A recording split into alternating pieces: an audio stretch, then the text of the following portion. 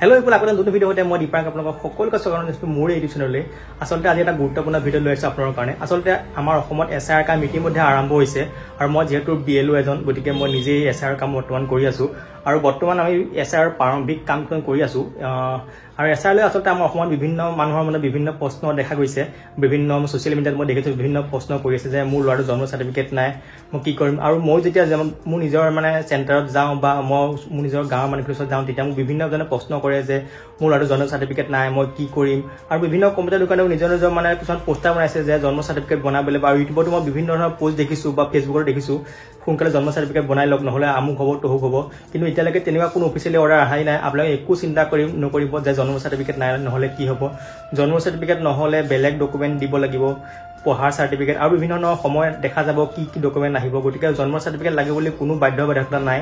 আৰু ইতিমধ্যে এসআৰ কাম আৰম্ভ হৈছে হোৱাৰ আগতে মই কথা ক'ব বিচাৰিছো এতিয়া আমাৰ এসআৰ কামৰ কাৰণে আমাক প্ৰথমতে 4টা ক্যাটাগৰী বাইছি দিছে এ ক্যাটাগৰী বি ক্যাটাগৰী সি ক্যাটাগৰী আৰু ডি ক্যাটাগৰী মানে এ ক্যাটাগৰী হৈছে সেইখিনি ভোটাৰ যিখিনি ভোটাৰ 2005 চনৰ ভোটাৰ লিষ্টত নাম আছিল আৰু 2025 চনৰ ভোটাৰ লিষ্টত নাম আছে তেওঁলোক হৈছে এ ক্যাটাগৰীত যাব আৰু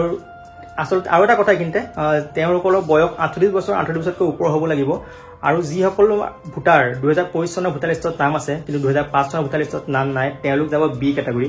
আৰু তেওঁলোকৰ বয়স ঠিক তেনেদৰে 28 বছৰ আৰু তাৰ ওপৰখিনি হ'ব লাগিব আৰু তাৰ পিছত এই সি ক্যাটাগৰী আকৌ দুটা ভাগ আছে তাতে আমাক দুটা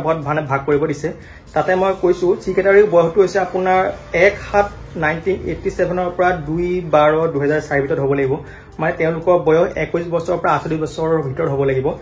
আৰু তেওঁলোকক প্ৰথমতে চাব দিছে যে এজন ব্যক্তি মানে 1987 চনৰ পিছত জন্ম হৈছে তেওঁৰ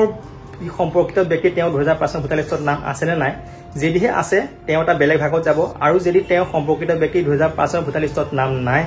তেওঁ আকৌ বেলেগ এটা ভাগত যাব এইখিনি যে সি ক্যাটাগৰী মানে আপোনাৰ বয়সটো মই আকৌবা কৈছো 21 বছৰৰ পৰা 38 বছৰ বয়সৰ ভিতৰত হ'ব লাগিব তেওঁ হ'ব সি ক্যাটাগৰী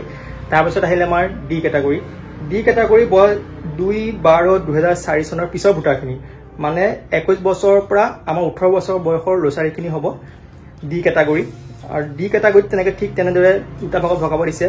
যিসকলৰ সম্পৰ্কিত ব্যক্তি 2005 চনৰ ভোটাৰ লিষ্টত আছে তেওঁ এটা ভাগত যাব যিসকলৰ ভোটাৰ লিষ্টত সম্পৰ্কিত ব্যক্তি 2005 চনৰ ভোটাৰ লিষ্টত নাই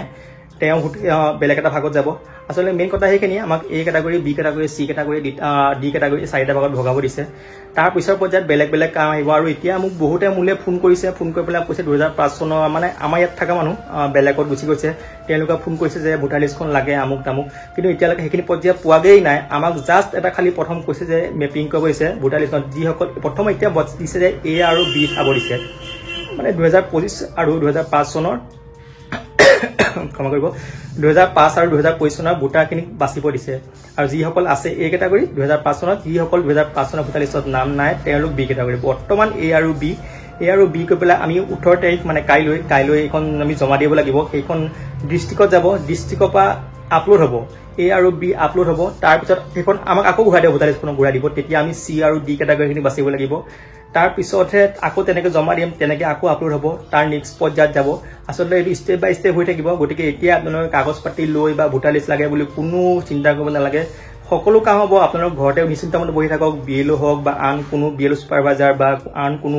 মানে আপোনাৰ ঘৰত যাব তাৰ পিছত ফৰ্ম দিব সেইবিলাক আপোনালোকে ঘৰত বহি পাব নহলে ক'ৰ পৰা ল'ব লাগিব সকলো কথা জনাই দিয়া হ'ব যদিও আপোনালোকে ঘৰৰ পৰা ল'ব ঘৰত নিদিয়াকৈ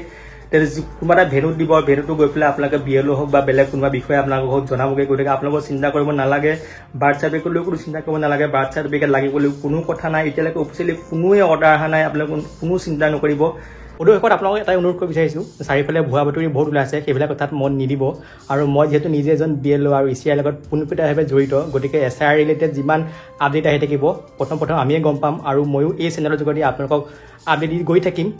গতিকে এইখিনিতে আৰু এটা কথা কওঁ যদিহে মোৰ চেনেলটো যে এতিয়াও ছাবস্ক্ৰাইব কৰা নাই আপোনালোকে ছাবস্ক্ৰাইব কৰি লাগিব তেতিয়াহে আপোনালোকে মই যিমান এসআৰ ৰিলেটেড ভিডিঅ' দিম আপোনালোকে পোনপটীয়াভাৱে পাই যাব তেন্তে আজিলৈ আহিছোঁ জয় আই অসম